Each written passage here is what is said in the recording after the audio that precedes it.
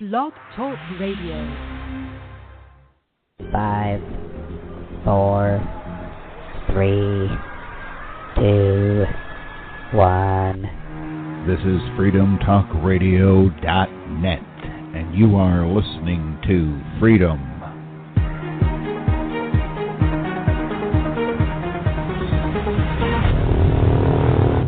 Talk Radio. From beautiful Saline in southeastern Michigan. Around the world. This is the 2009 Top 10 Webcam in the World winner. This is SETV. Well, a very warm welcome for this Wednesday. It's 2 p.m. Eastern Standard Time in the Americas. It's 7 p.m. in London time. It's a little bit later in Australia. It's 5 o'clock in the morning in certain areas. So wish you all a good day. This is a special with Dr. Rima, Dr. Rima Laibow and Christina England. I'll read out the bios in a few minutes' time, but I just wanted to play a couple of show promotions. Freedom Talk Radio, www.freedomtalkradio.co.uk, Freedom Talk Radio.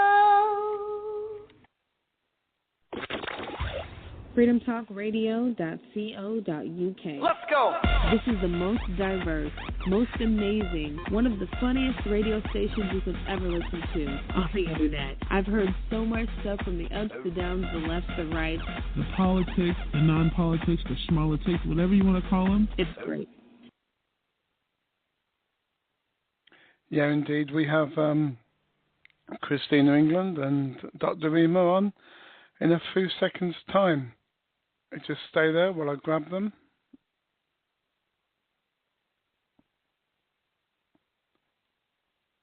We'll just hear a song first while I get them on and read their bios out, or at least have a little go at that, because a lot of children with shaken baby syndrome are being accused, a lot of parents of children with shaken baby syndrome are being accused of stealing the children's. And Christina has written some lovely articles for vaxtruth.com regarding this type of subject. So basically, this song from Michael Unsworth, I'll get the right people eventually, and it's called The Stolen Generation, and that means the children taken into the care system for reasons really that we can only hope one day will stop. You know, shaken baby syndrome, just because your house was untidy, just because you moved around. So Michael's works with myself and Maggie Tuttle, and you'll love this song, Stolen Generation. Then we'll get our guests on.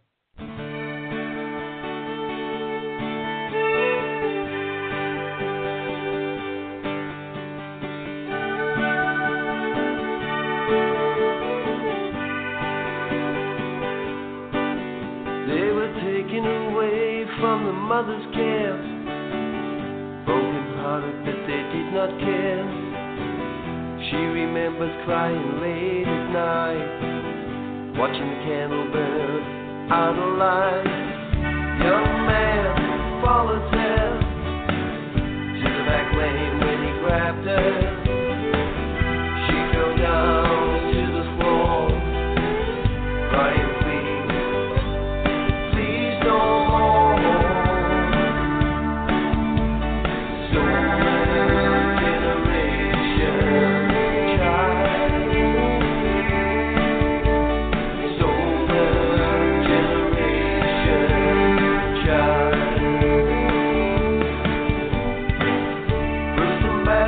Silhouette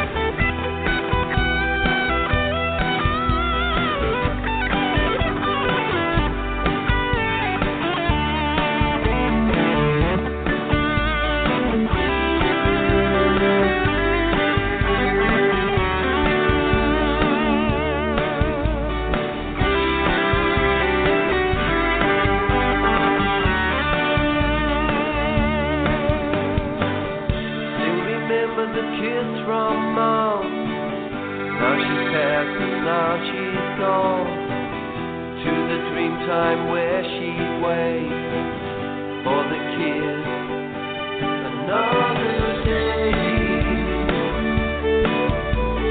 Solar generation child.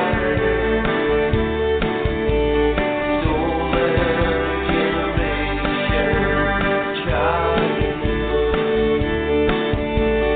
Solar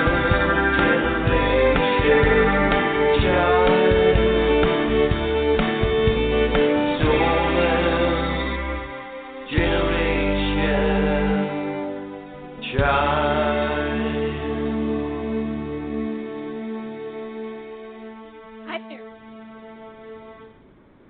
Hi there, Dr. Rima. Are we on air? You're on air. Freedom Hello. Talk Radio doesn't have any screening process at the moment, but we will do soon. Do you want me to turn on my video? I can do. No need for that because we're also waiting to set up video in the future, so it's really entirely up to yourselves. Hello, Christina. Hi, Andy. Hi, Rima. Hi, Christina. How are you? I'm fine, thank you. How are you? Excellent. Thank you. You know very well what I've just been doing. I've just been working on the webinar that we're putting together on shaken baby syndrome, one of the great hoaxes of our time. Yes, I know. Yes. Yeah, it's where parents, well, in particular, parents are being accused of harming the children when it really underlying medical issues, isn't it, to do with vitamins. Do you want to explain it? Oh, I'd love to.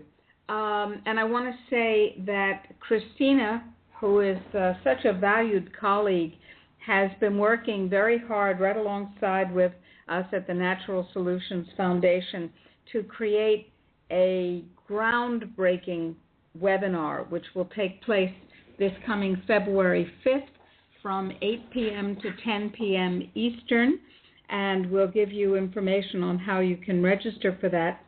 The very critical issue is this. The vaccination of children is passed off as if it's normal, natural, healthful, helpful, and safe. It is none of those things. But the last two, helpful and safe, are the real tragedies here. Because if you just want to do something that's ritualistically approved but not harmful, I guess that's okay. This is not harmful. Vaccination has been known at least since 1929 to cause encephalitis and bleeding in the brain, bleeding in the retina. At that time, they did not know what the mechanism was. Through the advance of science, we now understand a great deal about the mechanisms. We understand that vaccination, any vaccination, and especially vaccination of young children, is an assault on the body, which the body of the young child cannot handle very well. And the assault, the trauma, tends to impact things like insulin production, like the integrity of the pancreas cells that produce insulin, like the vitamin C levels in the body. And when vitamin C levels drop, it may be that the blood level is perfectly fine, but the cells cannot absorb the vitamin C because of the damage that's been done by the vaccine and the trauma that the vaccine is. And therefore, the child essentially goes into a state of tissue scurvy. The baby can't use the vitamin C that it needs, quite literally, to stay alive. And so there will be bleeding in the brain, there can be bleeding into the eyes, there can be fractures of the bone as the collagen matrix falls apart in the baby. There will be respiratory changes that can lead to death. There will be all kinds of changes in vitamin K and vitamin D from the vaccination, from the trauma and from the contents of the vaccination. Then the baby typically, tragically dies. It is estimated that something like 12,500 babies will die in the United States from what I'm describing this year alone. And those babies are automatically assumed by a misinformed police and a misinformed medical system. They're automatically assumed to have been killed by their parents. Their parents are very often arraigned on murder charges, and they go to jail. So not only do they suffer the grief and sorrow and agony of losing a baby, they also have their lives disrupted, destroyed, families are torn apart, perfectly innocent people are thrown in jail where they languish and rot, and they are assumed to be child murderers when what they are is innocent parents or grandparents or babysitters who are tending a child whom someone mistakenly entrusted to a doctor or a nurse practitioner who is actually the agent of the child's death. Now, those are pretty severe words, but that's the reality. And it gets worse. It gets worse because what happens if instead of a baby that's been vaccinated, it's your adolescent child, or it's your mother, or your father, or your spouse?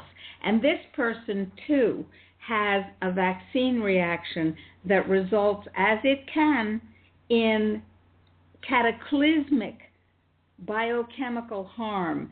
And then you're standing by and the police come and say, well, this is elder abuse. You've just killed your mom. Look at her. She has bruises all over her body. You must have been beating her. And you say, well, I was doing no such thing. She was perfectly fine, and she was sitting there, and then she collapsed, and I didn't harm her. And they say, tell it to the judge, and you can, well, wind up in jail for a crime that the doctor committed. Now, this webinar on February 5th, 2014, is about that. It's about the science behind the dangerous and irrational practice known as vaccination, and it is about what to do to protect yourself, your loved ones, and indeed the very integrity of your life. Christina has written a 50-plus page book, an extraordinary book that people who register for the seminar, for the webinar, will receive without charge. And there's also a 4-page resource guide on shaken baby syndrome, which is actually vaccination adverse event syndrome in most cases. Christina, did you want to give a couple of examples? Because I know your recent story had loads of hits. That's if I'm referring to the right story. It was SBS, yes. Wasn't it? Yes, it was an SBS case. It's actually got almost 250,000 hits now, so that's 250,000 hits, and that's never been heard of, especially on Back Truth. It's just a very, very popular story because it is of a family such as Dr. Rima has just been describing, who's it was a young mother with a young boyfriend living at home, and they had a little girl, and she had vaccinations, 2 vaccinations, I think, when she left hospital, and immediately became ill. She was lethargic, vomiting, losing weight, that kind of thing. And then after that, she became quite ill and went downhill. The doctor said to bring her back, but she didn't. The mother didn't bring her back because the appointments actually cost quite a bit in America, in the USA, and the mother didn't have very much money. She thought the child was fine and would get better quite quickly. It's probably the worst decision she ever made in her life because she decided to wait until the next set of vaccinations. Now, at 8 weeks old, the baby was going to be vaccinated again. She took her in for the vaccinations and mentioned to the doctor that she was permanently sick. She was vomiting on everything she ate. She was lethargic, she was tired, she was listless. And the doctor just said, oh, she's probably eating too much. Don't worry about that. She'll be fine. And he said, no, we'll give her vaccinations. And don't worry if she has a bit of a reaction from the vaccines. This is normal. And this is what the doctors are saying to parents. Being a young, inexperienced mother, Marie took notice of what the doctor said. The baby had the vaccinations. It went rapidly downhill, very, very fast after the vaccinations, and became sicker and sicker and sicker. She was vomiting non-stop, just very miserable, had a chesty cough, congestion. And again, the mother thought, well, this is normal. The doctor told me that she might have a reaction. And being very young, I think she's only in her sort of late teens, early 20s, she didn't think to take the little girl back. And the father had the baby and was looking after her. She dropped unconscious. He took her to the hospital. The mother followed up quite quickly afterwards, and the baby died in hospital. And the mother was, because she wasn't with the child, it was the father that was with the child. He got accused of shaken baby syndrome, and now he's in prison for life without parole. He was sentenced on the 15th of January this year, and he's in a very distressed state, and so is she. And we have been helping her. I am hoping to have Marie actually speaking at the webinar about her experiences. I'm talking to her about this at the moment. Because I think it would be very important for parents to hear what she has to say and her own views on this. But it was a very, very sad case, and sadly I've got so many cases like it. There's two. One gentleman wrote to me from prison, and I suddenly got a package through my door of all these papers from the prison asking me, pleading me to help. And I said, well, what can I do? I wrote back to him as quickly as possible, what can I do? Bearing he's in the USA and I'm in England, it's quite tricky. And he got me in touch with a couple of people that were helping his case. He had a fantastic report written by Dr. Ali Al-Bayati. He wrote a brilliant report about this child. And, sadly, he said that he had an autoimmune disease. And the autoimmune disease was what was causing the problems. And, but it was too late. The child did die. And he's in prison without parole. He's been in there 19 years, and he's desperate. He really is. He's got no one to help. And we are trying to help him. He's had other reports done. There's a lot of people. There's Tony Blake from the SBS Defence. She's now involved in his case. John Plunkett, Dr. John Plunkett's now involved. We've got Mark Freeman, a lawyer, shaken baby syndrome lawyer, all involved in this case, trying to get this young man out of prison. And let me emphasize, this could happen to you. We tell people, I'm the medical director of the Natural Solutions Foundation. Our principal webpage is www.Rima, R-I-M-A, truthreports.com, drrimatruthreports.com. And we give people information about what's really going on. And this is one of the things that is really going on. By the way, if you want to register for this webinar, either because this has touched your life or because you want to know more and you want to know how to protect the people you love, perhaps you've got a grandchild, or perhaps you're worried about anybody else having a serious vaccine reaction and what it means, you need to go to tinyurl.com/SBS hoax. That's SBS for Shaken Baby Syndrome hoax, because that's what it is. It is a hoax. And this webinar, again, will be on February 5th, Wednesday night, at 8 o'clock to 10 o'clock Eastern Time. This is of enormous importance for a lot of reasons, one of which is it's another spotlight on the fraud that is vaccination. Let me tell you as a physician that there is no scientific basis for vaccination, but there is considerable, massive scientific basis for being really afraid to put aluminum, mercury, foreign protein, formaldehyde, and a variety of other very nasty things in your body, because once you inject them, there's no way to say, oh, that was a bad idea. I think I'll remove them. Once they trigger an autoimmune response or a collapse of the immune system, and remember, they do no good. All of the diseases that have been reduced in their occurrence have been reduced through better nutrition and better hygiene. The data is very clear. The charts of incidence are very clear. Vaccines actually cause disease, and they certainly cause long-term damage.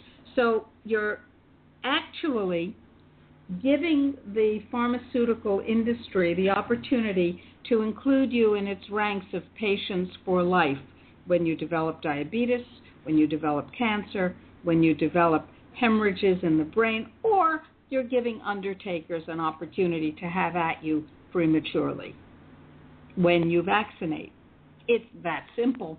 I ask people to be a vaccine refuser with me. And if you go online, you can Google "Be a Vaccine Refuser with Me," a video in which I tell people why I'm a vaccine refuser and ask them to do the same.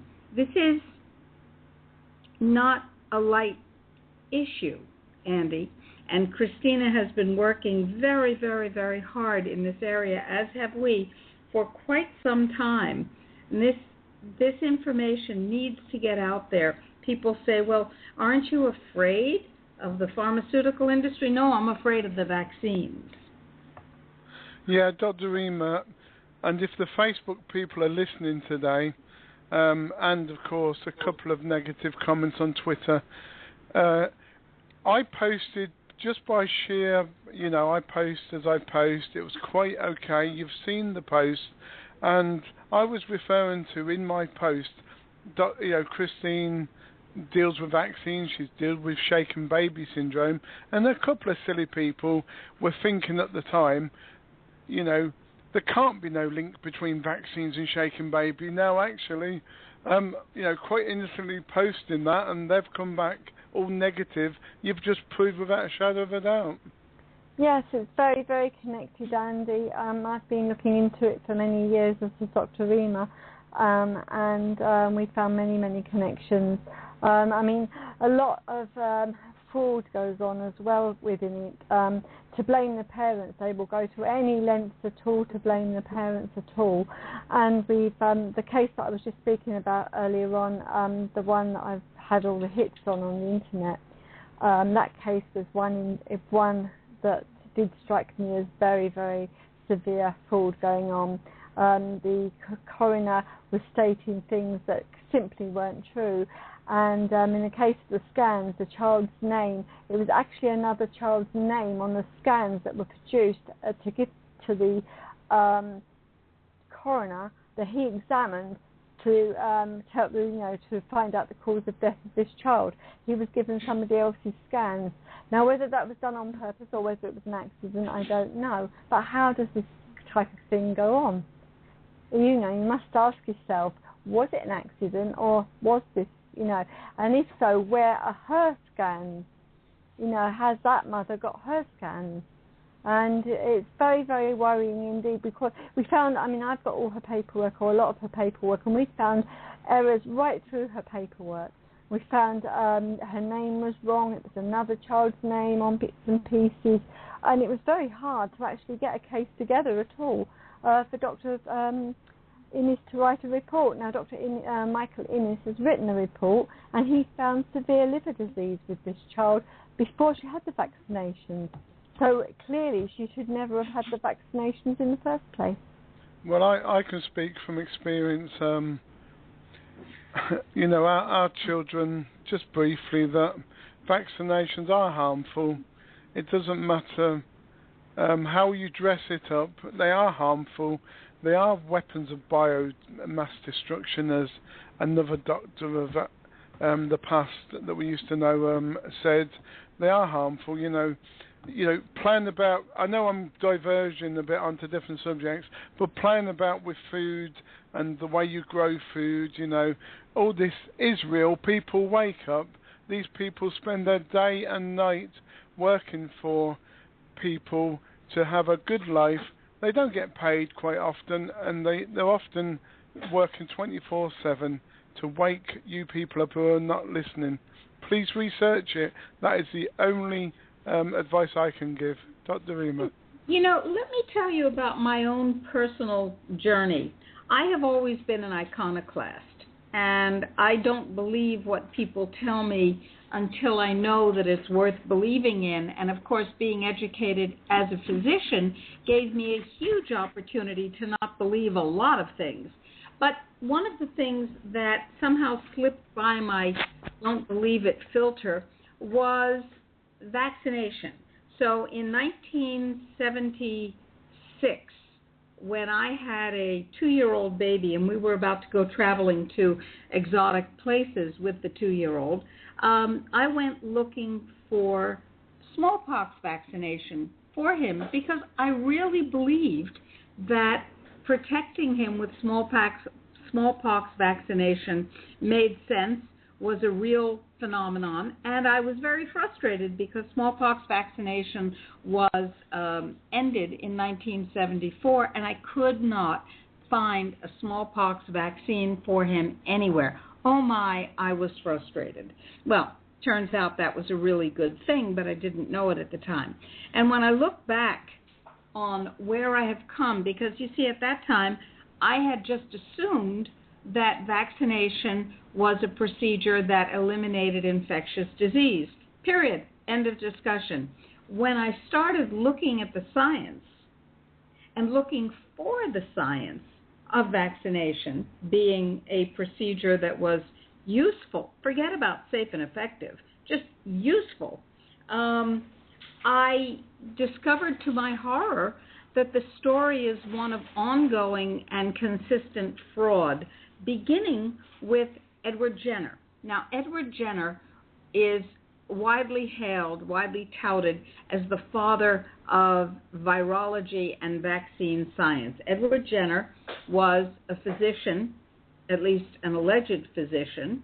Actually, it turns out he bought his MD for £25 at the University of Edinburgh. He never attended.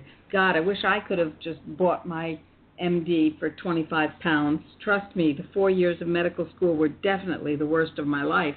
Never mind. Anyway, he bought his MD degree, so it was fraudulent, and he then conducted tests that allegedly showed that it was possible to prevent smallpox by dipping a needle into the pus of an open wound on the back of the hand of a milkmaid and then sticking the needle into people. And somehow or other that prevented smallpox. Well, he was transferring the pus of the cowpox to the individual, which somehow prevented smallpox. There are a couple of problems with the story. First of all, he published his results before he did his experiments. Oops. Second of all, there is no such thing as cowpox. What he was doing was putting pus from an active syphilitic lesion, because there was something called the great pox, which is syphilis. He was taking a syphilitic material and jabbing it into the bodies of people. Now, some of the people that he did this to and showed repeated effect actually died from anaphylactic shock.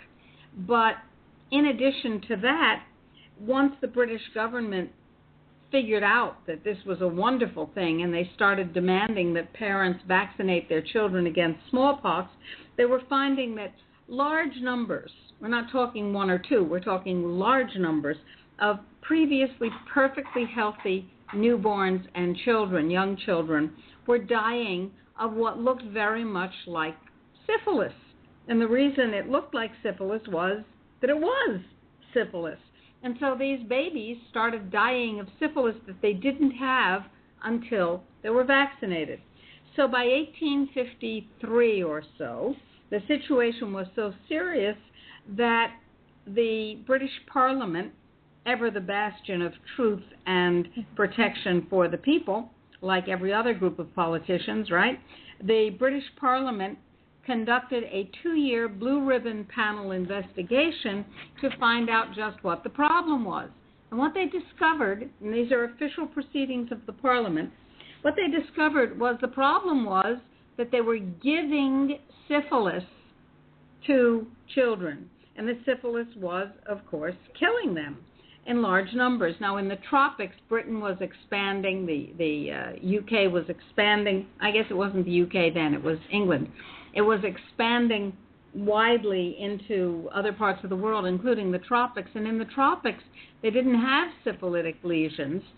So what they were doing was using leprosy lesions, active pus-filled leprosy lesions that had needles dipped into them that healthy people then received a jab from. So the British Parliament's 2-year investigation found that this was a really bad idea, and they were causing epidemics of both leprosy and syphilis based on the location and the filth used. And so they had two choices, the usual choices of politicians. One, they could tell the British public, oops, we made a small mistake, we've been killing your children, but we're not going to do that anymore. Or they could whitewash it and hide it. Well, what do you think they did? Of course, what they did was to whitewash it and hide it, and they doubled Edward Jenner's stipend from £10,000 sterling a year, which was a fabulous amount of money, to £20,000 sterling a year for the rest of his life. And they said, in fact, if you don't vaccinate your children, you're going to go to jail until you do vaccinate your children, parents. And they made the laws much more stringent and gave no exceptions. All children had to be vaccinated against smallpox on a mandatory basis. Now, there is a professor emeritus of epidemiology named Dr. Marconi from the University of Pennsylvania, who's written a brilliant paper that we published, which shows that you can predict pandemics and epidemics. And the best way to predict them is to note where vaccination programs are being carried out. So the resurgence of diseases generally follows the vaccination programs to eradicate those diseases. And in fact, that's exactly what we see. So vaccinations are ineffective. For instance, pertussis, whooping cough. The failure of the pertussis vaccine has led to more pertussis or whooping cough cases. And the Advisory Committee for Immunization Practices, the ACIP, of the U.S. CDC, Center for Disease Control, which I call Center for Disease Creation, their recommendation is, the vaccine is failing, so what we need to do is give 3 more booster shots. Excuse me? A little logic, please? Oh, but it's even worse than that. In the United States, every vaccine must, by law, be shown by science to be both safe and effective. And the truth is that not one single vaccine has ever been shown to be either safe or effective. So at least in the U.S., they're all illegal.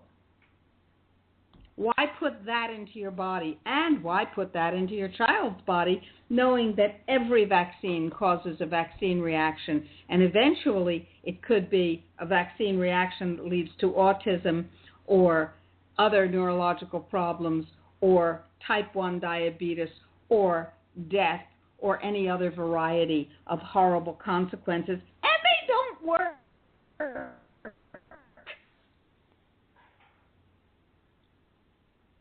Wow. Hello? Yeah, are you there? You're still here. Yeah, I think the Hello? You're still here. Oh, okay. Yeah, the passion of your voice got the... Okay, good. Yeah, the NSA has been muting you a little bit. Have Yay! Well, they usually do. I take it as a good sign that at least one part of the U.S. government is listening. We've been complaining for years that no part of the government was listening. At least the NSA is listening. And by the way, guys, you folks who are monitoring and interfering with the signal, don't vaccinate your kids. Don't vaccinate you. And oh, by the way, when a tyranny establishes itself, the first people they get rid of are the goons who helped establish it, because they know that they're disloyal and they just go with the wind and they know too much.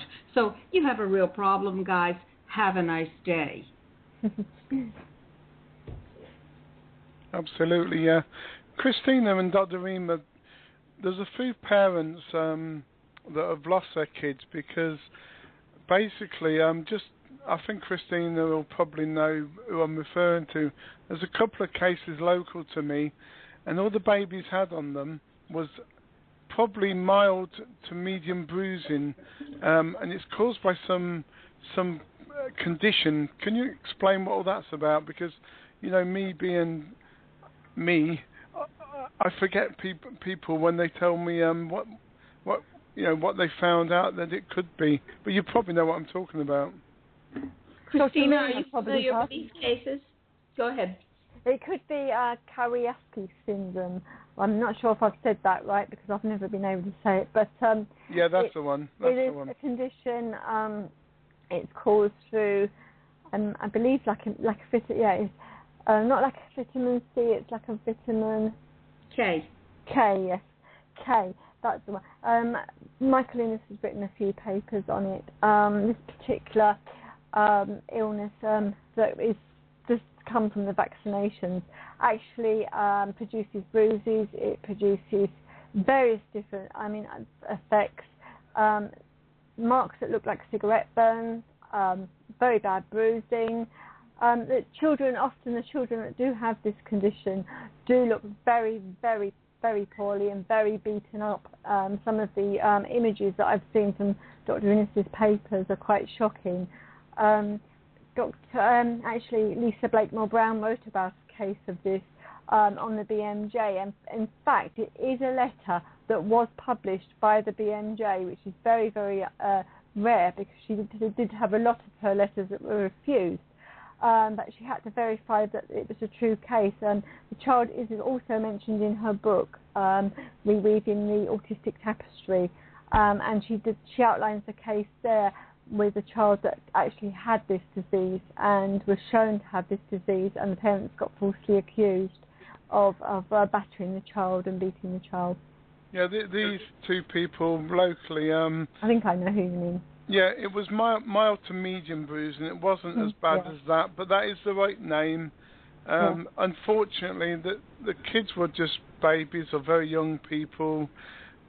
The mothers have lost their children for good. There's no partner, and the children concerned have all been adopted. I mean, but I've heard hundreds of cases, and they're just tip of the iceberg cases.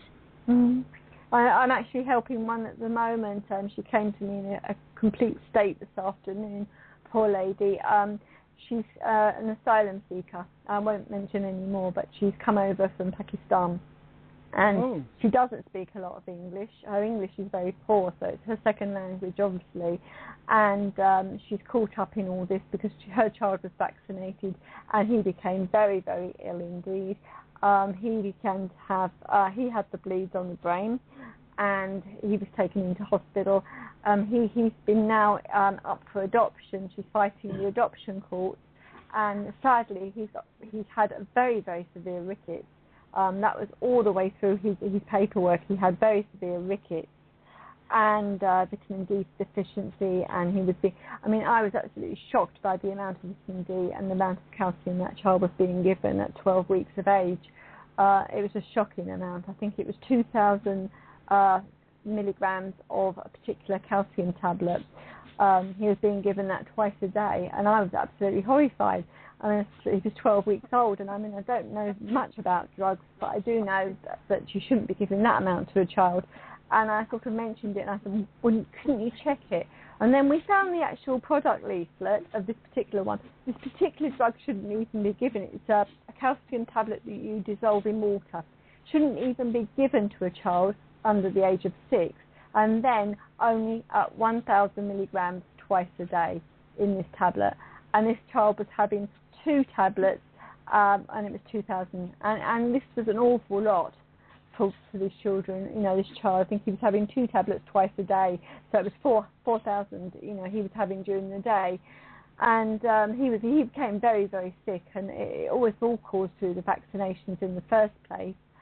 And he's now up for adoption, and she's in court for shaken baby syndrome. So she's fighting the 2 sides of it. And today, sadly, at the age of 4, this little boy had all his vaccinations despite being in hospital with a chest infection and was very ill last week. Oh, my God. And he had a terrible, terrible reaction. He had the vaccines today. He had the MMR, countless vaccines he had today. Mother's beside herself because when she went to contact, he was listless, he was sleeping, he had constant diarrhea, he couldn't stop. She was changing nappy after nappy after nappy. It was just flowing from him, and he was very listless, and he kept dropping what she said she thought was dropping unconscious with his eyes rolling back. And there's nothing we can do. And when she said something to the people that were at the contact, you know, that was looking after him, oh well, the healthcare providers, he's being cared for. They know what they're doing. And I said, yeah, right, you know. But this is the case, and nobody can do a thing. And that poor little boy is going through hell tonight. And so is the mother. Yes, so is the mother, yes. I mean, so she's absolutely beside herself. She was in tears. And then all of a sudden, now this is very, very strange, all of a sudden she got a call this afternoon, would she attend court? And now it looks like she's going to have the little boy back. And I said, excuse me? So she said, well, you know, that's what they're saying. They're saying that they're going to give me the child back. And I said, well, if they're going to give you the child back, there's something, the child's not well, and they're giving it back to you for that reason. Because so the child will die, and then they can get her for murder. Yeah, exactly. That's it. So either he goes back with the mother and he dies. That's what's going to happen. And I can see it, but I can't. It's not a lot you can say to the mother because she's so distressed. You know. Can I just give my opinion? That is a good opinion, but also if a child can't make any state government any money, then and especially if it's going to die, or maybe hopefully, pray to God it won't, but it's because probably there's no money in it. That's probably the real truth. Yes, that's right. I mean, it's a very sad case indeed, and we're trying to get a report done for this mother. She's in family court next week. We don't know what's going to happen. They're trying to force her into having psychiatric assessments and everything else. There's nobody to help her. I've got one person that's trying to write a report, and we're getting all the blood tests and everything. She's not very able on the computer, and she's sending me everything from where she is by post to my address, and I'm having to scan it all into the computer and get it all out to her. And you know, in between this, I'm writing to 6 fathers in prison, you know, trying to keep their spirits up, and it's very, very difficult indeed. And this is what Dr. Rima and I and many doctors, I mean, I'm not a doctor, I'm just a journalist and I'm doing it, but many doctors all over the place are trying to do this for parents. I mean, you've got Dr. Innes, he's 94, and yet he's still writing reports and still helping these people, still going to court, bless him. And it's a very severe situation indeed we've got. Let me make something very clear. If you are a parent, if you are a grandparent, if you are a godparent, if you are in charge of anybody else's life, if you are the child of an elderly person whom you have decision-making influence for, do not vaccinate. There are no exceptions. But what about the polio vaccine? Total scam. Total scam. And we've talked about that and written about that. You need to be on my email list. You need to go to Dr. Dr. Rima, R-I-M-A, truthreports.com. Put your email address in. I don't want any of your other information. I just want your email address so I can send you our Health Freedom Action reports. without charge. This list is never sold. It's never rented. It is private. The point is that you need this information, and you can't just say to the authorities who are either hell-bent for leather to depopulate the world or completely misinformed or both. You can't just say, well, I really don't want a vaccine. You have to get a legal, legitimate, binding vaccine exemption. And let me tell you right now, it is a pain in the patoot. It is annoying. It is difficult. It requires jumping through hoops because they want to make it as difficult as possible, and they want as many people as possible to drop out of the process. But it is your only protection against having to vaccinate, losing your child if you don't vaccinate, being forced at gunpoint, as happened in Prince George's County in the United States, in Maryland in the United States. Children were vaccinated at gunpoint because the schools were losing subsidy from the U.S. government for not having vaccinated children in their class rolls. There are all kinds of reasons that the state wants you vaccinated. However, only a legitimate vaccine exemption will give you the right to say no for yourself and your children. And you have not only a right but a responsibility to do that. This is the greatest scientific fraud and hoax of all time. Well, I've got an idea. Can we take a couple of minute break? We're just going to play a show promo. Gives you time to get a drink of water. But absolutely. Will you, as a person, as a doctor, forgive me for what I'm about to do next? I found something of yours, and I just thought it'd be very good to lighten up the day,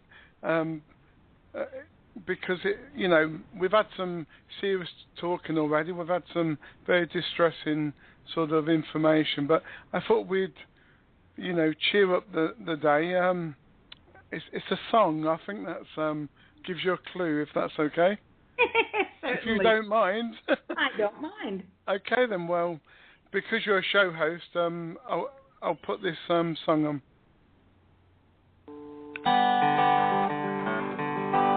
Sneaking up on our freedom, destroying our health, shredding the Constitution, taking away our wealth. But we're the men and women following freedom's trail, following where the truth leads, we will prevail. Sneaking up on our freedom, destroying our health, shredding the Constitution, taking away our wealth. But we're the men and women following freedom's trail, following where the truth leads, we will prevail. Sneaking up on our freedom, destroying our health, shredding the Constitution, taking away our wealth.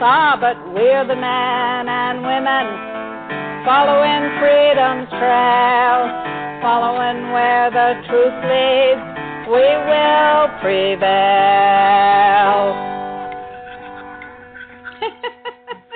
That for quite a while we used that as the intro and the outro for our radio show. So thank you. I forgot about that. I just absolutely thought that was, the bee's knees, as we call it, the best surprise you could give someone, and also courtesy. Thank you. Thank you so much. I thought you were going to play one of the two rap songs that I've done. One is about the swine flu and one is about genocide. Both of them unlikely topics, but there you go. Thank you. That was really delightful. Okay, then I'm just going to play a couple of our promos and then be right back. freedomtalkradio.co.uk. Let's go! This is the most diverse, most amazing, one of the funniest radio stations you could ever listen to on the internet. I've heard so much stuff from the ups, the downs, the lefts, the rights. The politics, the non-politics, the schmolitics, whatever you want to call them. It's great. Freedom Talk Radio, www.freedomtalkradio.co.uk, Freedom Talk Radio. Yeah, indeed it is Freedom Talk Radio. It's the Families Reunited show, and that voice was 11-year-old Melody. Melody is a 11-year-old, obviously child. She's going to do her own show. From Friday is a test show, then every Wednesday 2 p.m. Eastern, 7 p.m. London time, and it's called Never Too Old for Lego. We're trying to get people to sort of show everybody that, you know, playing with your Lego, your Meccano, you don't have to be a child, you can be any age, and it's good for kids to get together and share their experiences. So that show is all about the kids for the kids. At least some kids, bless them, you know, they're still on this planet. They're happy with their families, and, well, vaccines, eh? Oh, God. I mean, somebody told me, I think it was another doctor that we know, about this toothpaste. I know we don't need to go into that at the moment, but toothpaste. I haven't, no, this will sound really sad, I haven't brushed my teeth with toothpaste at least for a whole year. And do you know what? I've stopped going to the dentist. I've stopped having problems with my gums. I do it, obviously. I use bicarbonate soda and mouth rinse, but natural mouth rinse. I've never had a problem for a year since I've stopped using toothpaste. Well, toothpaste typically has sodium lauryl sulfate. It has a whole range of very, very toxic chemicals. It has fluoride, of course, which we know is designed to lower your IQ and make you infertile, and has a side effect, or perhaps an intended effect, of giving you cancer and dental fluorosis, and it also calcifies the pineal gland. Now, if the spiritual teachings are correct, the pineal gland is the transducer that allows you access to the cosmos, to the universe, what some people call God, or spirit, or, you know, call it whatever you like, the Akashic records. And if you are cut off from your moral compass, from the connection that you have with the universe, then you are much more easily controlled. You are much more of an unreasoning creature, are you not? So the use of these things in oral care products, in mouth rinse, in toothpaste, and so on, is quite dastardly. And of course, I'm sure all your listeners already know that this whole project, the fluoridation of both water and oral care products and drugs and food, was a direct result of the importation of Nazi fluoridation scientists to the United States under Operation Paperclip, in which the worst, the most dastardly of the Nazi scientists were split up between Russia, the EU, and the United States. And I think the United States got the worst of them. Wow, that's amazing. It's not amazing. Again, it's about waking people up. 6 years ago, you told me about toothpaste and vaccines, and you told me about Shaken Baby and Munchizers, and you told me that the Third World War was coming, or you tell me loads of things. I would have said, because I would have been too naive to research it, I would have said, nah, you're bonkers. But I think the only way of, even if people don't get involved in that conversations, if someone's telling somebody something, naturally, wherever they live, whatever walk of life they're coming from, Google it, get some information from the internet, because it's the only way of finding the truth. I want to talk a little bit, I don't know if this is your forte, but I found an article somewhere and I'm trying to look for it. The H1N1 vaccination, or at least the virus, and there's a vaccination for it. In America, some of the reports in alternative media saying that they can get a strain of this, and somehow, I don't know whether they drop it from an airplane, but they can actually infect people, the US government can, with this strain. Let's talk about the H1N1 virus. First of all, the H1N1 virus, before it was genetically modified at Mount Sinai Medical School over a period of 6 years in research paid for by the National Institutes of Health of the United States government. Before it was modified, the H1N1 virus was one of the 10,000 or so viruses that exist in happy harmony with the human body. We need viruses to keep our immune system humming, and we have lots of viruses that we're perfectly happy to live with. H1N1 was one of them. Then the H1N1 virus was modified, genetically modified, by splicing in 4 genes from the 1918 pandemic virus, which was found in the lungs of an Inuit woman who had frozen to death after she died of the 1918 pandemic virus. And they thawed out some lung tissue, and they carefully isolated the 4 gene sequence that made this a killer virus. Then they spliced it into the H1N1 virus and went racing around yelling, "Pandemic, pandemic, must have a vaccine, must have a vaccine," when in fact the purpose of the vaccine is to spread the pandemic. And Baxter was convicted or found guilty by the World Health Organization inquiry of actually sending tainted vials of pandemic vaccine to Eastern Europe because Baxter had contracts with 17 European countries that in the event of an outbreak, then they would be the only suppliers of the vaccine. So they were creating the outbreak. Now, happily, a laboratory technician decided that he would break protocol and actually test the vaccine for safety on ferrets. So all of the ferrets died, and he said, "Whoops!" But Baxter wasn't quite content with that, so they sent a vial of infective virus on a train. This is not conspiracy. This was found in official government and WHO proceedings.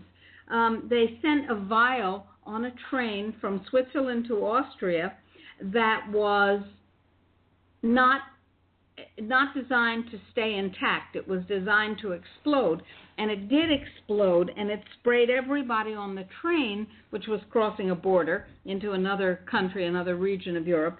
It sprayed everybody on the train with this infective virus. But it turns out that that particular virus wasn't ready for prime time yet and did not replicate the way they expected it to, because it replicates in the noses of people, and the nose is cooler than the lungs, and it needs a warmer temperature to replicate actively. So that pandemic failed. These people have been cooking up these pandemics for quite some time. Eventually, they'll get it right, which is why I recommend that you have nano, not colloidal, but nano silver in your closet.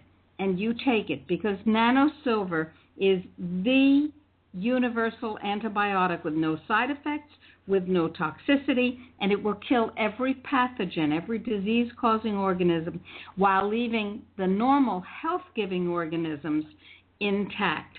So we have a type of nano silver that is so powerful and so useful that I've actually allowed my name to be associated with it. But whatever type, and I can tell you how to get it if you want it, but whatever type of nano silver you are using, you must have nano silver in your closet. Oh, wait, I forgot. Nano silver has been made illegal in Europe. So if you were to get it from the United States, that would be one thing, but you can't buy it in Europe because it's just too safe and just too effective. Well, I'd like to tell you another thing that's banned in Europe. Not a lot of people know this, and then we can move on to the next subject. What it is, on Windows operating machines, Windows 8 in particular, and this is for radio people, there's a thing called stereo mix. Now in Europe, it's there, but it doesn't work. And whoever makes Windows, I'm sure you two know that, and I know, I'm just teasing, but the people who make Windows have deliberately done that, and they've also deliberately done it so you have to buy external mixers and external microphones to make your show really good at a lot of, cost. Or you just run around Europe looking for old computers to use. But Windows 8 stereo mix is stopping all broadcasters. Could it be anything to do with the truth coming out about the child abuse over here?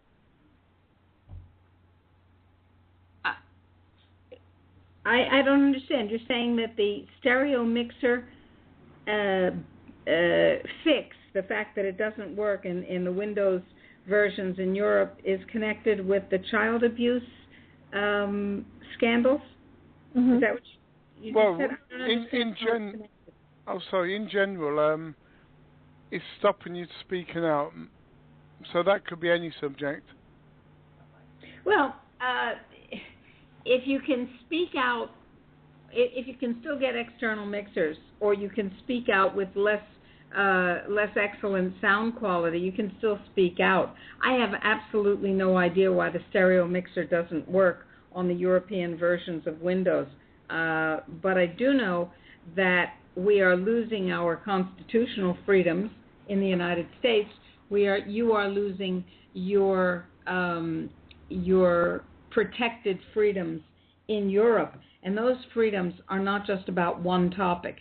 They're about everything. The Guardian recently said that people who question the efficacy and necessity of vaccines should not have a place in the debate. And the Secretary of Health and Human Services, Kathleen Sebelius of the United States, it's the equivalent of the Health Ministry. It's the Health and Human Services Administration.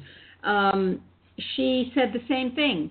Please, she said to the press, don't give vaccine deniers a voice. So forget about the stereo mixers. We have the government and we have newspapers saying, I tell you what, let's stifle dissent. Let's suppress information. And it's only a short step from there to making it a crime to speak out against, vaccines, child abuse, fascism, take your pick. I think they've already done that, Christina. There's a new bill coming in. It's to replace I may be wrong, it's to replace the ASBO orders, the antisocial behaviour orders. There's a new order coming in, and it potentially will stop protesters, although they've had an argument in government yesterday or the day before saying that, protesters should have their freedoms. But that particular order could stop you speaking out on radio, really. You don't have to be in the street to speak out, but hopefully they'll change the law and give us our freedom back. I don't think it'll affect all radio, and of course we've still got the talk shoes that we can use. They're very good. A lot of the top speakers are using the talk shoes now because there's no consensus on those. You can say what you like. There's no restrictions on them whatsoever. And they are very, very popular. I know that Franco Collins, he's a person that speaks out sort of on freedom and law and common law. He is definitely, he uses them, and I know a lot of professionals are going over to them. We've had two professionals that I know recently who've lost their radio shows. Desiree Rover's lost her radio show through being censored, and I know Dr. Carley did at one point. And also Vinnie Eastwood's lost his radio shows as well through being censored. So the talk shoes are a way to go forward if we are losing shows, to be able to carry on and speak out, because we've really got to speak out about these issues. It's freedom of speech. I mean, while we're talking about that, did you hear that chrisspivvy.co.uk, one of the big ones one of the independent big ones, I suppose. We have all these David Ikes and Brian Gerishes, but Chris Spivey's quite big, and his website's gone down, and they're actually arguing with him that he's getting too many hits. Wow. I know that David Icke's been having a few problems, but yes. But then David Icke's had problems for many years, and he's one of our top people in this country for speaking out and speaking the truth, as is Brian Gerish. They're both brilliant people and brilliant journalists and brilliant presenters. Yeah, I love. I loved Sonia Poulton's The People's Voice, but it's gone all pear-shaped, I think. Never mind. These things happen.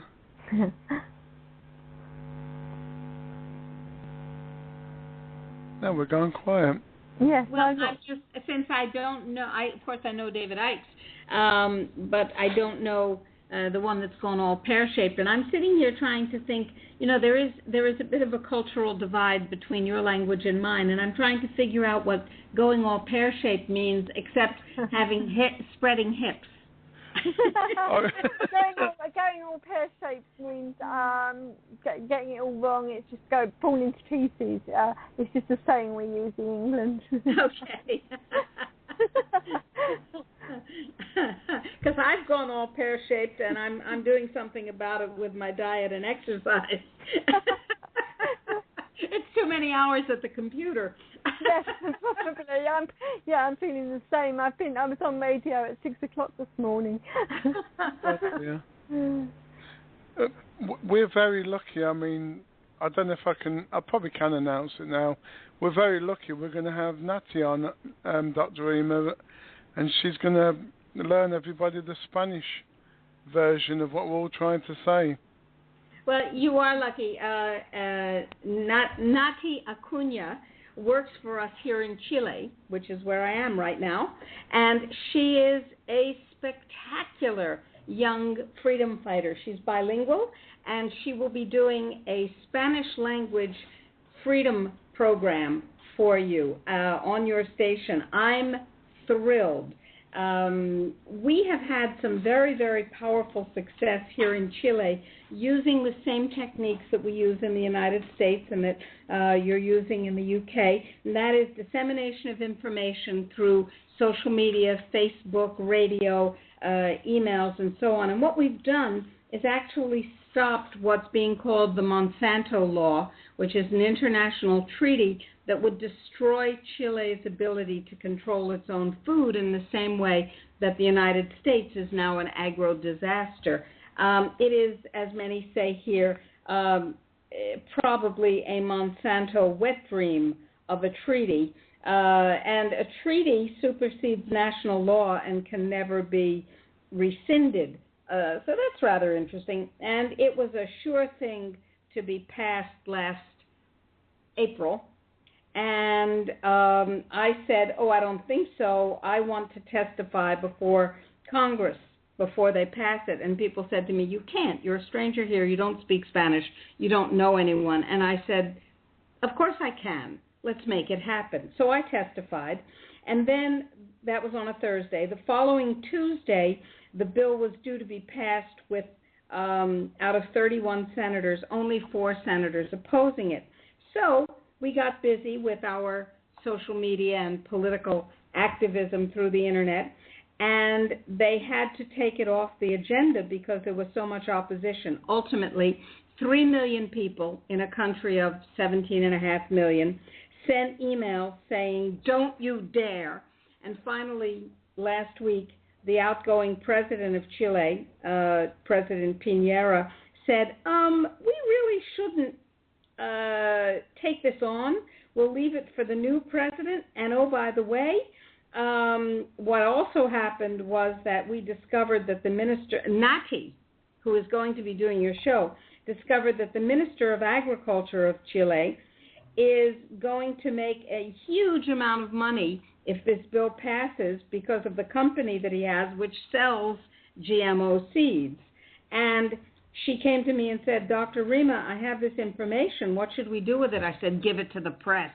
give it to the alternative press, get it out there. Now the Minister of Agriculture is facing criminal charges for conflict of interest, and he's done. So that's the kind of success that Nati is capable of. She's delightful, she's charming, and anybody who speaks Spanish wants to listen to her show. I'm so glad she's going to be doing a show on your network, Andy. Yeah, well, it's like our Melody, who's 11. We're trying different things that other people haven't tried. Well, we're also going to be broadcasting our shows, the Dr. Rima Truth Reports. We haven't set up a time yet, but we'll be broadcasting our Revolution Radio shows on the Freedom Talk Radio Network, and we're very excited about that. That'll, of course, be in English. I don't speak any other language. We're also excited. And also, you probably know her, maybe not. I don't know. She doesn't remember you anyway. But Janet Lessin from Revolution Radio is going to be a host on our network. No, I don't know her. Revolution Radio has a 24-hour, 7-day-a-week program in 2 different studios, so there are a lot of people on it. Yeah, they do a great show. I think it's her husband, Sasha, and herself. They're from Hawaii. But, no, they've heard of your work, but they don't really know you because they said exactly the same. We sleep when other people are awake because they're 5 hours behind Eastern Time, you know. Right. So this is, let's go back to vaccination. Sure. If the listeners are considering this issue, I imagine that they're saying, but how can all those other doctors and public health people and school people and government people, how can they all be wrong? And I'd like to answer that. Truth is not based on the popularity of an idea. As Hitler said, the bigger the lie, the more easy it is to get people to believe in it. The big lie has been that vaccines work. The big lie has been that vaccines are safe. And the people who propagate that lie are the people who stand to make gazillions of dollars if they're not safe. Because if they can damage you and you don't even know what caused it, and you become a customer for life, they're making a lot more money than just the money, which is a lot by itself, that they're making from the vaccine. You see, people forget that pharmaceutical companies only make money if you're sick. The sicker you are, the more money they make. So if they can give everybody massive amounts of things that make them sick and have people pay for it, then they get to have a double dip. One, you're sick, and you're paying for the medications and services of your illness, including cancer. And 2, you paid to get sick in the first place. Yahoo! By the age of 6, a child in the United States who's, I'm obviously not going to take that call. By the age of 6, a child in the United States who is up to date on vaccine schedule has had 64 vaccinations. Think about that, 64 vaccinations. And they paid for every one of them. And what? As Christina was typing in, well, I'm just going to what you was typing in about NLP. Do you think that's used on the parents to make them vaccinate their kids and psychologically blackmail them, rather than being in law, but they can psychologically blackmail them instead? It's brainwashing. Yes, I do believe it's being used on the parents. I also believe it's being used in government. It's being used in the general population, government, police forces, social services, you name it. That's where they're using it. It's the common purpose, obviously, what we've been talking about today are the vaccines. So if we stick to the vaccines and say the common purpose is to have everybody vaccinated, and the way they do this is by using NLP. It's a kind of brainwashing. Well, your child won't survive if you don't have them vaccinated. You could potentially make your child very, very sick indeed. Do you want your child to be ill? This kind of thing. And I think Jeffrey Ofterhide, he wrote a brilliant article about this type of thing on Vac Truth. And there's a sort of a list of different techniques they will use, and they do use it all the time. And there's doctors and everything, and it's NLP. It's trying to make you believe something that they, common purpose, depending on who it is, the government, it's usually the government, everything sort of comes from the government down, to make you do and believe what they want you to do and believe. And that is the common purpose, which Brian Girish is wonderful and speaks so brilliantly about. In the United States, I just learned today that third graders who are being exposed to the dastardly Common Core educational system, really dastardly, globalist, bad thing, are being taught, are you ready for this? Good citizens do not question. Yeah. How about that? Brilliant. Good citizens do not question. When in my view, and yours I am sure, the best citizens question.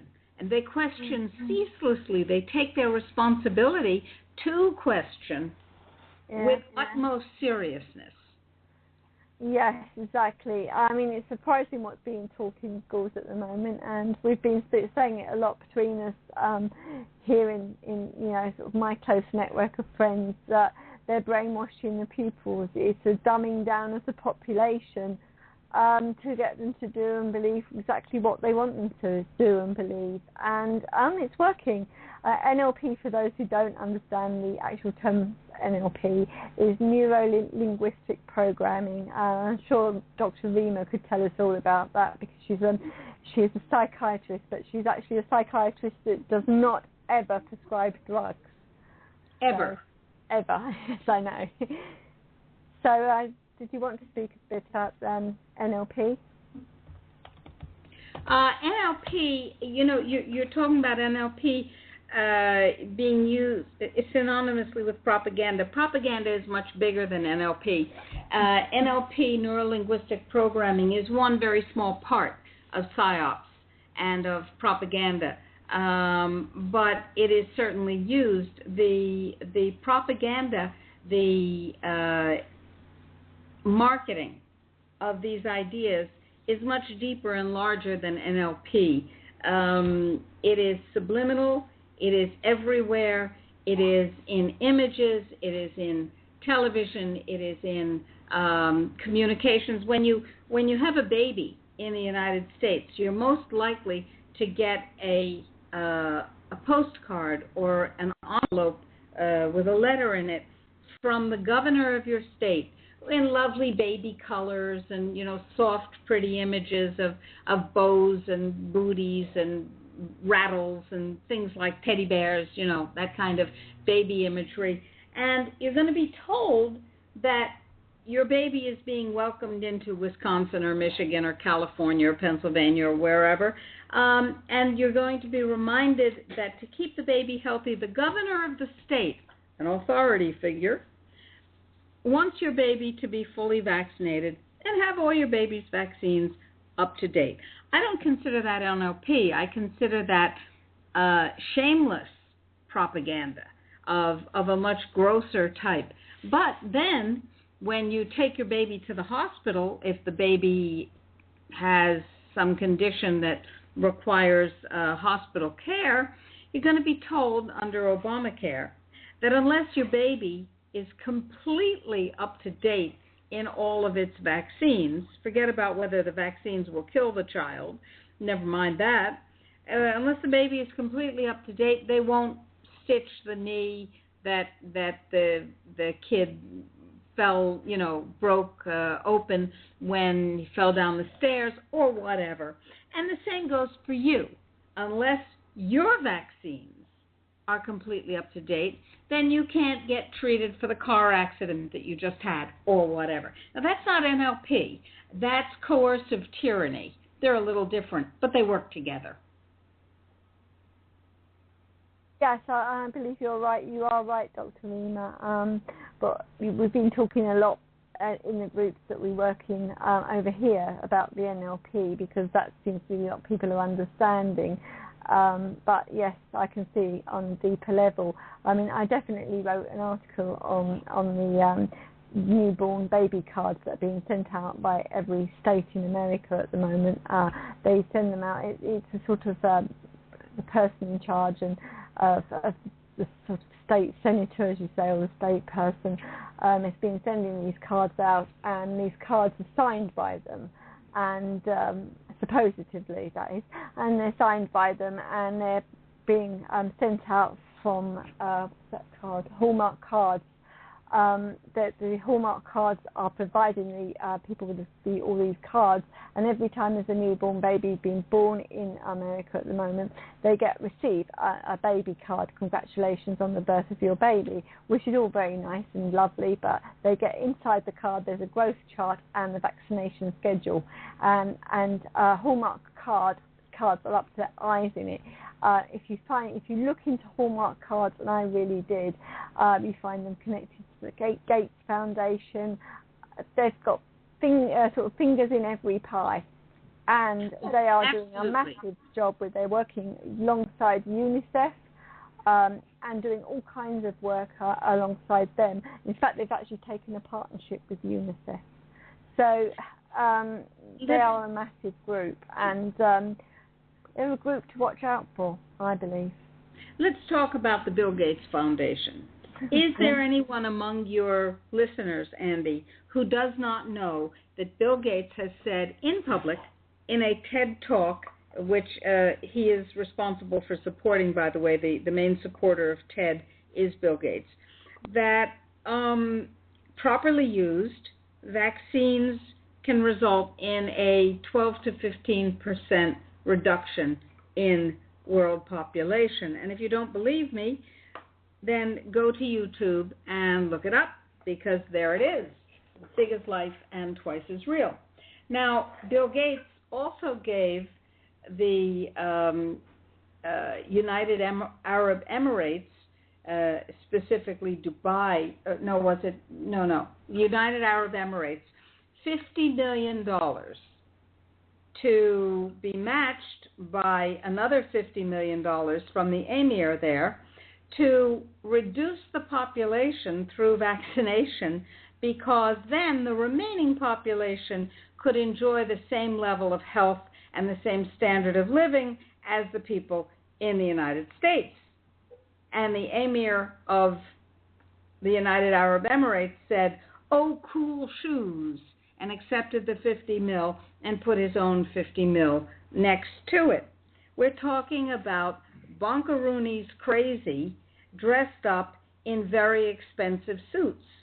Bill Gates' father was a depopulationist, a world-level depopulationist. Bill Gates has not fallen far from the tree, and he uses his enormous fortune to disseminate vaccines around the world that are designed to eliminate the people that he's vaccinating through illness and through infertility. Let me point out to you that in 1972, the World Health Organization created a commission which became active in 1974 to induce infertility, and had two subdivisions: one, vaccines for men; two, vaccines for women. And they abandoned the vaccine for men program because men were having side effects, and we can't have that, can we? And they continued working on the infertility vaccines for women and use them to this day. In fact, in the Philippines, in the 1990s, the High Court, the Supreme Court of the Philippines, convicted the World Health Organization of genocide. Now, you didn't see this in your local newspaper, did you? Convicted the World Health Organization of genocide for the involuntary sterilization of a minimum of 3 million Filipinas, Filipino women, who didn't get a choice. They were just told that this vaccine was good for them. And I have in my possession an internal document from the World Health Organization dated 1985 that says that the purpose of the smallpox eradication program in Africa was not the eradication of smallpox, because it didn't do that. What they did was change the name of smallpox to monkeypox and said, look at that, we don't have any smallpox anymore. But they don't have it because it's administrative, not because it's scientific. However, it says, the purpose of the smallpox eradication program was, and I quote, the elimination of 150 million excess sub-Saharan Africans. Let me parse that sentence for you. Excess people means they need to die or they need to not reproduce so that they never get born.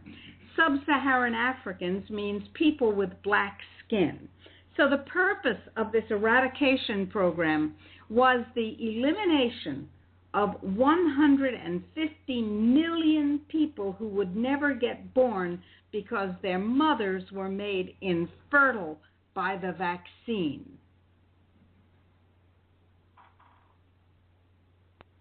Wow. Then we get to Gardasil and Cervarix. Uh-huh. Yes, the Gardasil, there's a lot going on with the Gardasil at the moment. I can't tell you everything that's going on, but I do know some very, very special information that's been passed to me yesterday on the Gardasil vaccination. A lot's happening surrounding this one, particularly in Japan. This is because of the severity and the amount of adverse reactions that are happening with this particular vaccination. It was brought out to protect girls, or supposedly protect girls and women against cervical cancer. And of course, there was no proof that that could ever happen. It's never been proven by any scientist anywhere that the vaccine doesn't cause cancer, because they didn't actually do the testing. Dr.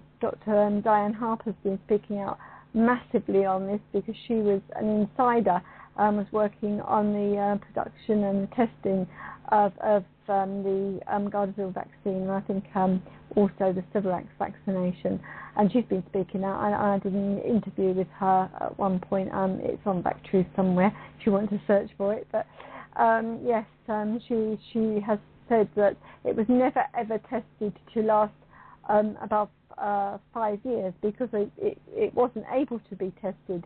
So there was no results for whether it lasted longer than 5 years or not. So if a child of 9 or 10 is having the vaccination at 9 or 10, then at the time that they're actually sexually active, and this was a sexually transmitted disease, supposedly again, they wouldn't be protected anyway. And the only way and the best way to actually protect yourself against actually having the cervical cancer is either to abstain from sex altogether, or to have regular pap smear tests, and this would be a very, very good and safe way, and this has come from Dr. Diane Harper, that the pap smears are far safer and far better than the actual vaccines for the cervical cancer.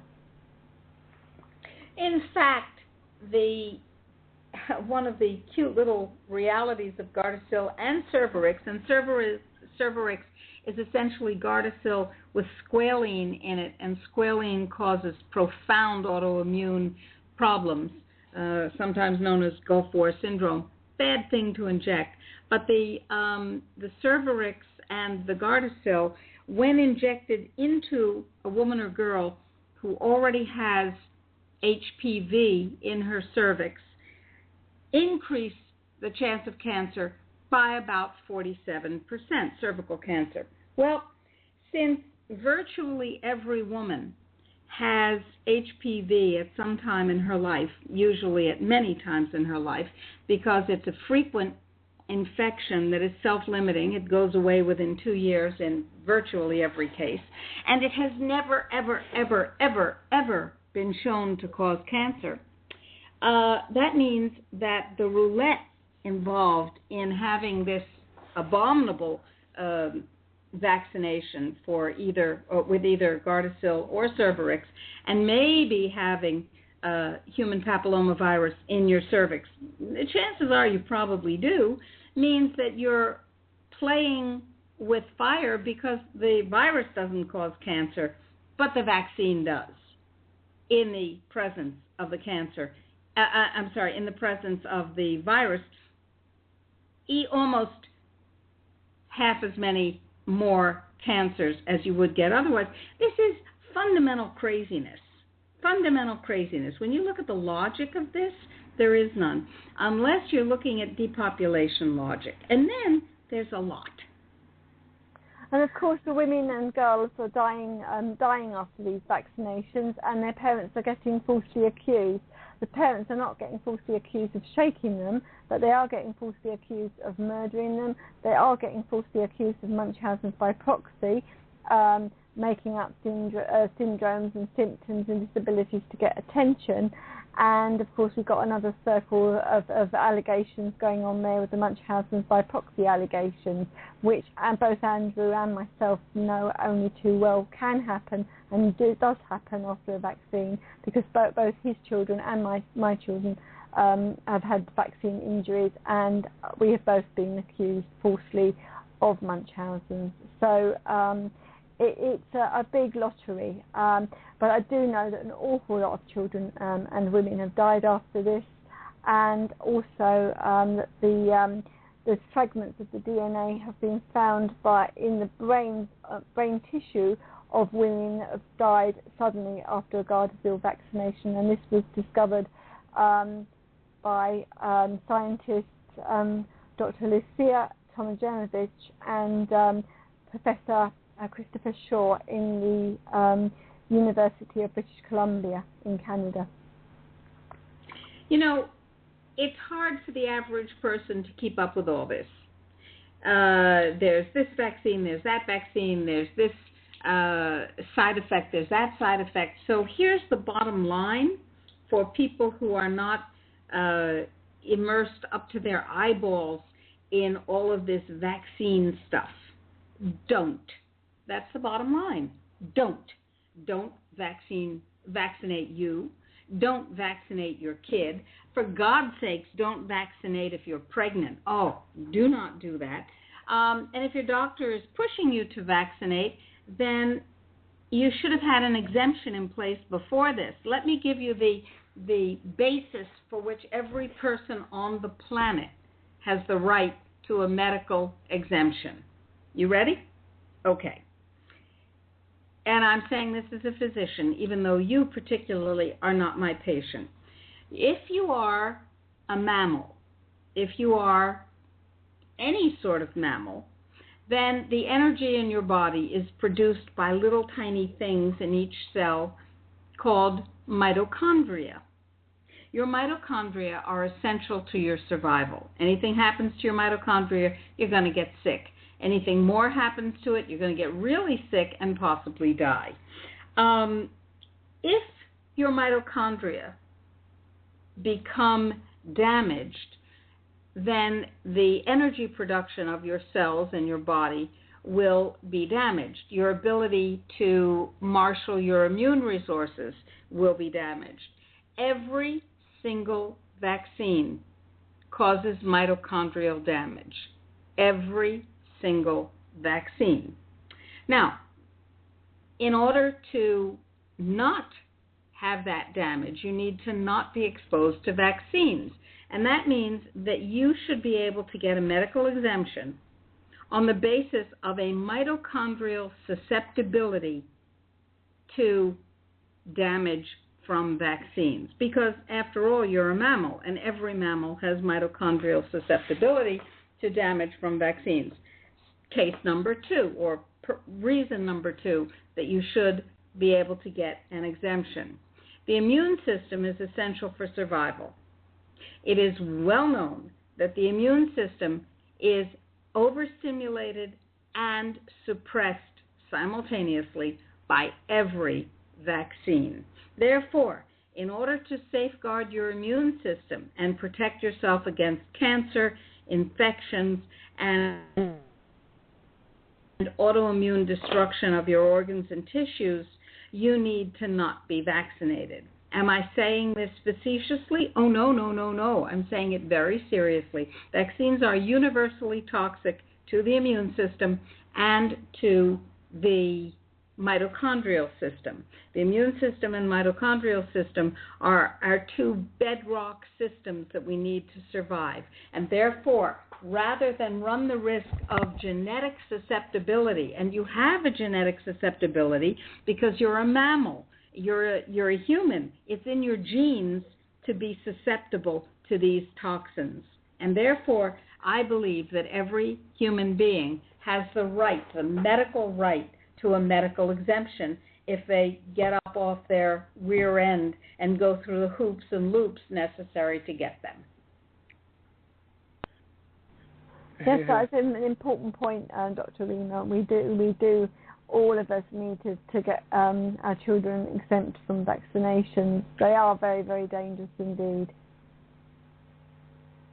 If you want to play genetic roulette, and you don't mind the fact that many, many vaccines are already known to be contaminated with cancer-causing viruses like SB40, which causes leukemia.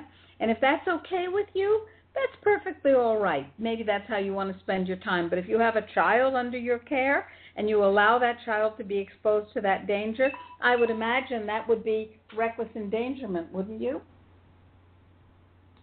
Andy, what's your feelings on this? Oh, I'm yeah, sorry? absolutely.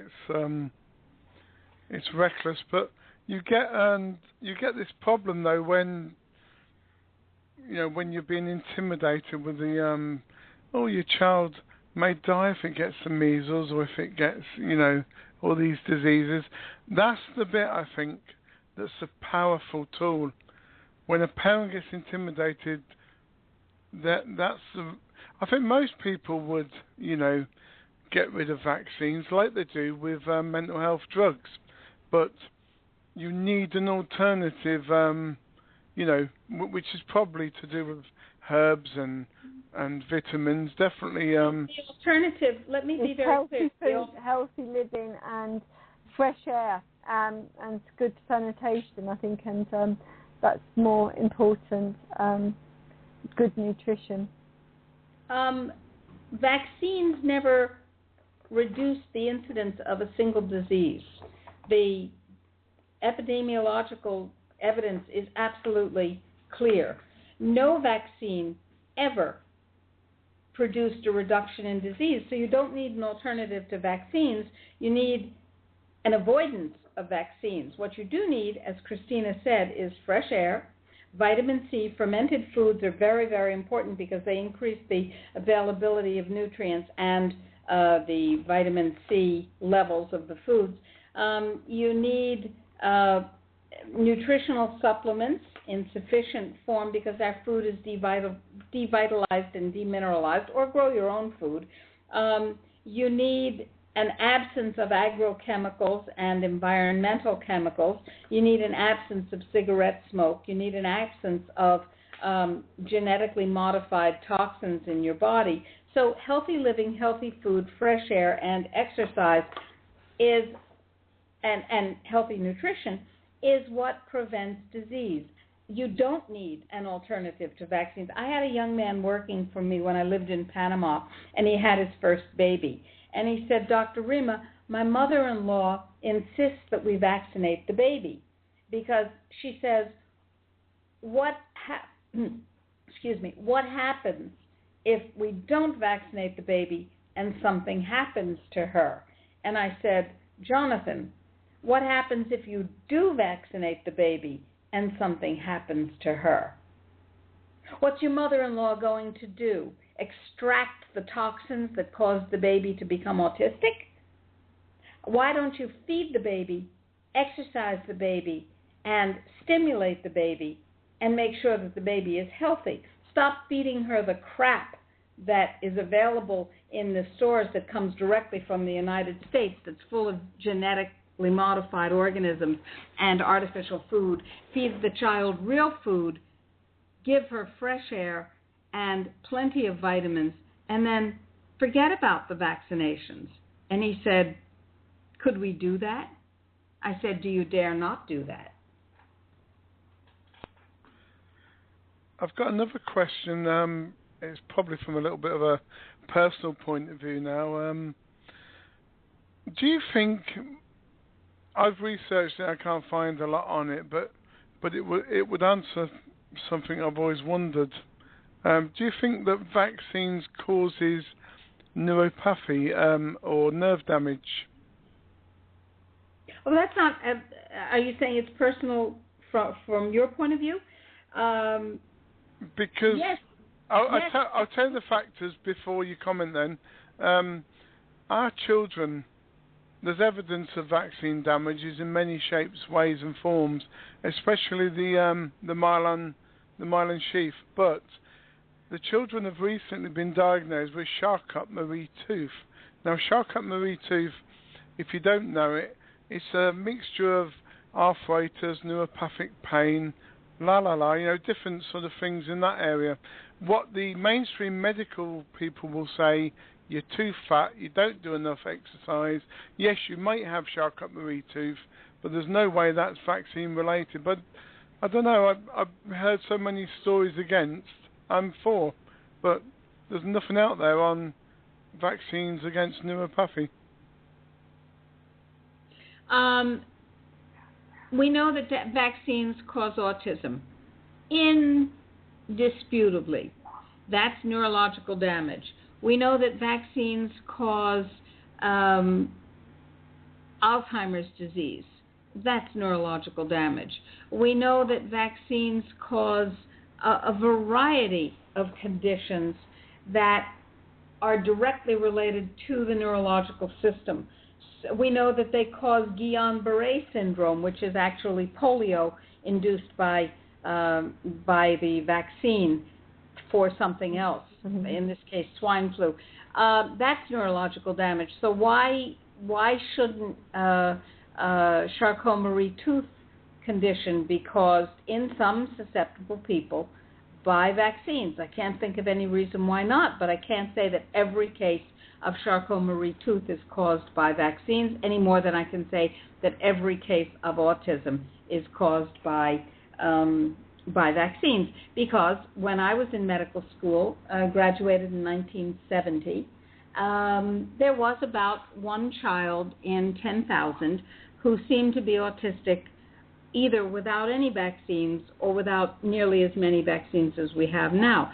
I just read that in Minneapolis, in the city of Minneapolis, one child in 32 of Somalian heritage has autism, and one child in 48 of non-Somalian heritage has autism. Now, I can't say that every autistic child has autism because of vaccines, but of the vast majority of children, they have autism because of the vaccines. So any neurological damage, it seems to me, could theoretically, and it's a pretty strong theory, be caused by vaccines, although it could be caused by other things too. Vaccines are the first contender for blame. Why would you put them in your body? You probably bang on quite a lot on that one. In our case, I've got the physical, forms of Charcot-Marie tooth. One child has got the physical, but they've also got the ADHD stroke. Our boy's got ADHD stroke. There's a clumsy child syndrome. I forgot what it's called. Dyspraxia. Dyspraxia. Yeah. Mm-hmm. So, there's good evidence there to say it could be caused. I mean, I was asking the Charlotte Marie Tooth Society, and they basically said, we've got no sort of real evidence, but it's possible it's all linked.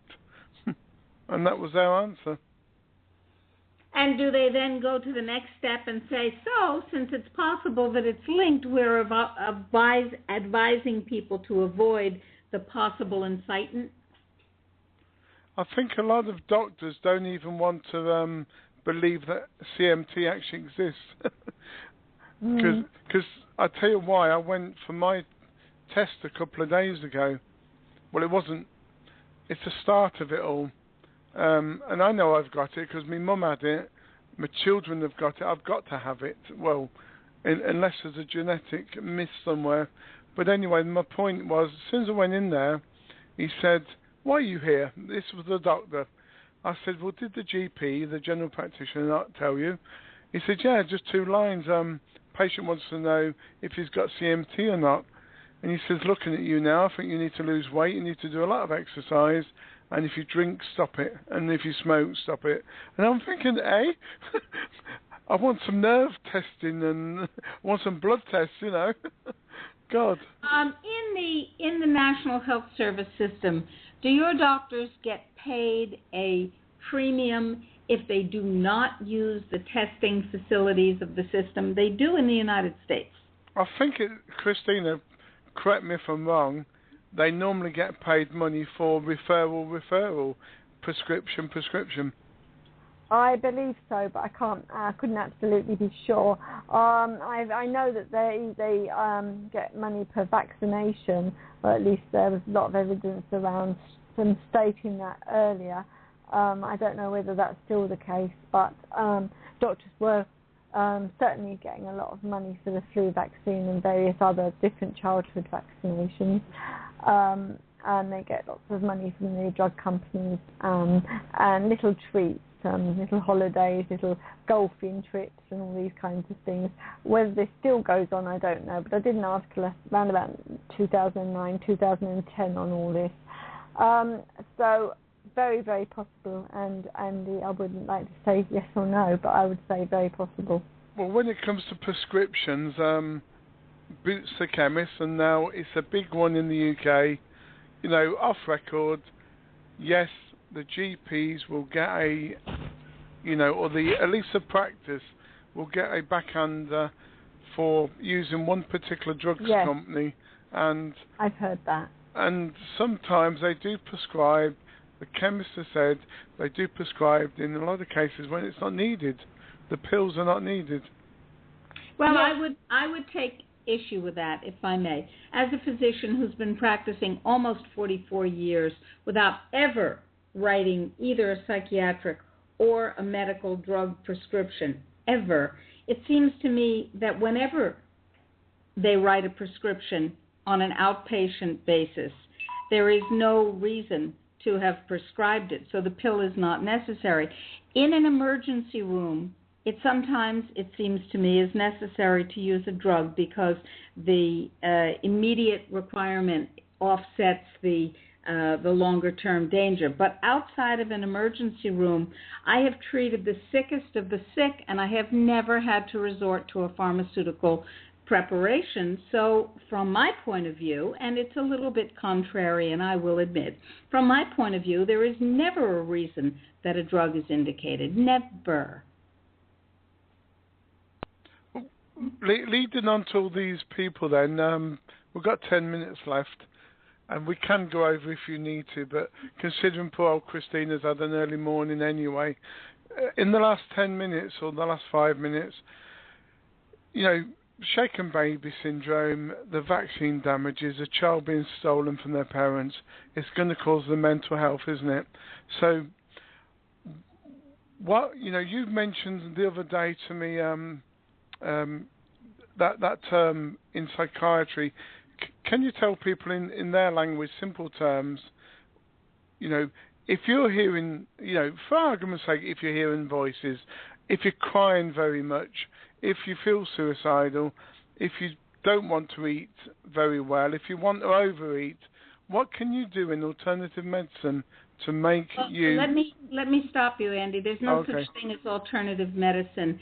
There is a poor alternative, and it's called pharmaceutical or allopathic medicine. I do not practice alternative medicine. Why sideline and diminish what we do? I practice good medicine, and so do the other doctors who practice the way I do. Let us drop the term alternative medicine and replace it with advanced medicine, because we are agreeing with them, with the other side, that what we do is a little bit iffy and off the target when we use the word alternative medicine. Now, to go back to your question, there are many, many things that can be done. For instance, most hallucinating schizophrenics cannot process niacin, and so when they take large amounts of vitamin B3, their voices go away. But there's another question. Why are you crying? Maybe you're sad. Maybe you've been widowed. Maybe you've had a life situation that you're having trouble dealing with the grief or the loss of. Maybe, just maybe, feelings have to be processed. Maybe it's more sadness than you can handle and you need somebody else to help you process it. Maybe a psychiatrist or a psychologist or a social worker or someone who can help you deal with the issues in a way that you can't yourself might be useful, but certainly not somebody who prescribes drugs for you for a chemical lobotomy.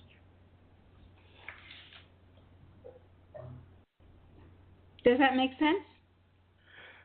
Yes, it does to me.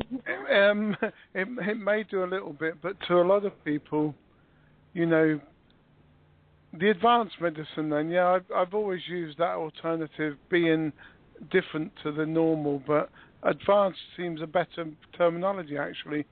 I mean, you might have answered it, but, you know, still people who have had these pills from the mainstream pharmacies and the doctors, you know, if they're going to go off of them and get better, you know, is it about lifestyle, you know, diet, exercise? Do they take extra vitamins? Do they... Yes, but you see, what you're asking me for, with all due respect, is a one-size-fits-all, this will make everybody better.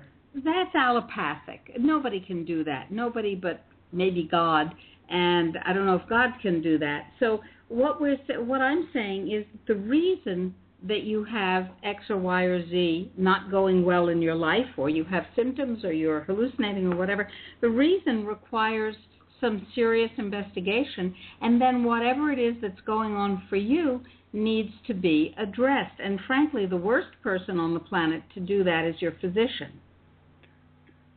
Okay, so we're not talking therapies or nothing. Basically, you yourself. Well, sometimes talking therapies are very useful. Sometimes talking therapies, if the issue is that you can't process niacin, and so you're hallucinating because your body is significantly deficient in vitamin B3, well, then talking therapy would be nice to help you undo the damage that's caused in your life, but the issue is that you need B3. So it has to do with the cause. And before we run out of time, may I please give the registration page where people can find out more about attending this terribly important Shaken Baby Syndrome webinar? May I do that? Of course, that's why you're here. And Thank you. Afterwards, Christina can give her contacts or whatever, yeah? Outstanding. Please go to tinyurl. This is http.com. No, I'm sorry, http:// or just plain old tinyurl.com/SBS hoax. That's tinyurl.com/SBS hoax. You need to be there if you care about what vaccines do and don't do, and if you have anybody in your life who is at risk, which is, frankly, everybody in your life, because vaccines are risky for everyone. tinyurl.com/SBS hoax. Yes, and anybody that has been falsely accused or knows or has close proximity to somebody that's been falsely accused of shaken baby syndrome, they can register for the whole webinar for free and still get the ebook and still get the information that we're putting out. And we've got some very, very good doctors and experts speaking out on this. We have Dr. Michael Innes. He's doing a talk. We've got Dr. Vera Schreibner. She's speaking about shaken baby syndrome. We've got Sergeant Chris Savage. We've got a parent. We've got Sally El-Kadoy. Of course, Dr. Rima will be doing a presentation. I will be doing a presentation. So it is a big night with a lot of information.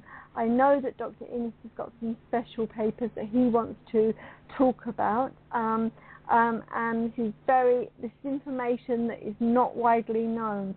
So please do come and listen to the webinar and see what we've got to say, see our presentations, hear what we have to say, and join us, because your child's life may depend on it, and also or yours. It's not just your child; it's your life too. And also, of course, your freedom may depend upon it, and that's very important. How long is the webinar for, Christina? 2 hours. 2 hours. Okay. What day again is it? Just to remind everyone. Wednesday, February 5th, from 8 to 10 p.m. Eastern, and the ebook will come to you, and the resource guide will come to you once you register.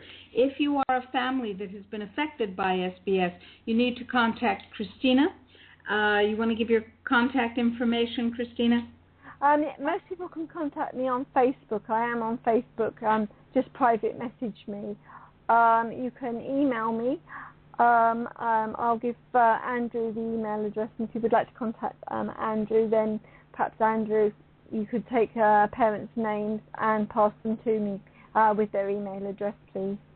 Yeah, I'd be quite happy if the technology will work. I've just got to get up a bit early. I don't know if this is, we said we'd advertise this on our website page when you send it, but I'm quite happy to, if you want, we can do a live feed on Spreaker, Blog Talk, TuneIn Radio, and all the other stuff. That would be great. We do need as many people to register as possible, because the people really should know this information. If it doesn't become useful to them, it certainly will to people they know and people around them. It's a very, very important information that we do have, then we are going to be giving out. Yeah, I'm talking about doing a live show, in linking to the sound, and then just, I'll advertise it 2-3 days before. That's up to Dr. Rima. Well, we can certainly talk about that, Andy, but I hope that as many people as possible will take the time and make sure that they get this information. It is literally life-saving. Yeah, no problem. We'll do our bit anyway, because I've always supported Christina and anybody that, talks the truth. So, all right then, ladies, I'll let you go, and thanks for coming, and be in touch very soon. Thank you so much for having us. Thank you very much, Andy. Lovely to speak to you again. Yeah, and Dr. Rima, please keep making them lovely records. Yes, please do. Please do. My guitar was stolen, and now my lovely husband bought me a new one for my birthday, so I can. You take care. Bye-bye. Thank you. Bye-bye. This is Andy Peacher from Freedom Talk Radio. I'll be on again tomorrow night, 7 p.m. London time, 2 p.m. Eastern. And the Lego show is on Friday with Melody, and that's, I apologise earlier on, it's 5 p.m. London time and 12 noon Eastern Standard Time. But for me, you have a good day, and we'll see you soon.